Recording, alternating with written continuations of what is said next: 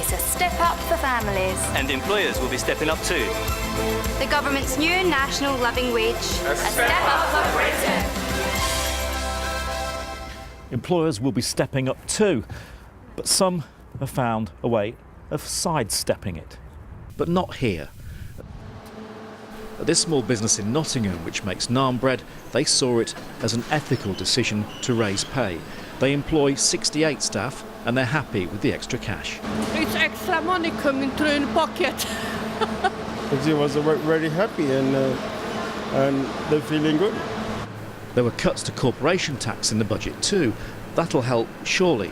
Well, not for small firms. The managing director says they were shocked at the maths.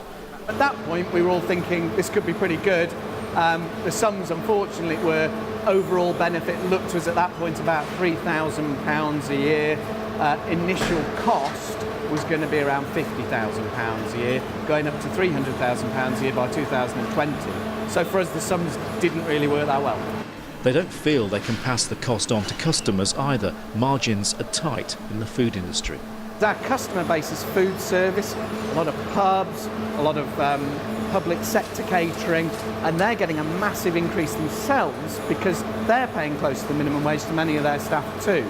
So they wouldn't appreciate us coming along and saying, hey guys, we're going to put our prices up 7% because we've got a minimum wage problem. Other East Midlands-based companies have rejigged what they pay for unsociable hours. A campaigning Labour MP, Siobhan McDonough, even appealed on social media for workers at Nottinghamshire-based Wilko's to get in touch.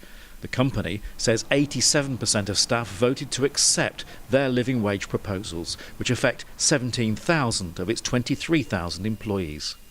Now, the Chancellor has come out strongly this week saying companies should not cut perks in order to pay for the national living wage.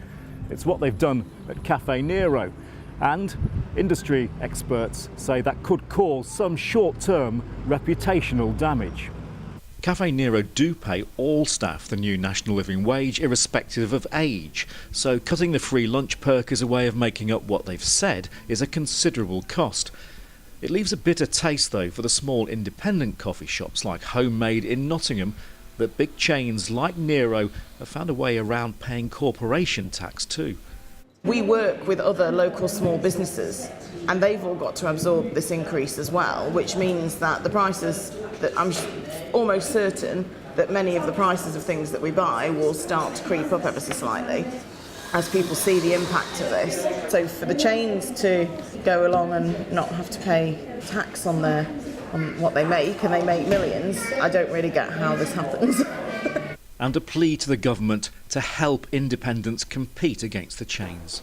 I feel that independents are key to a city's identity because they're what differentiates it between another city down the road, and that's what makes it unique. And Nottingham has a really thriving time at the moment with this kind of scene, and it would be really, really sad if this doesn't continue.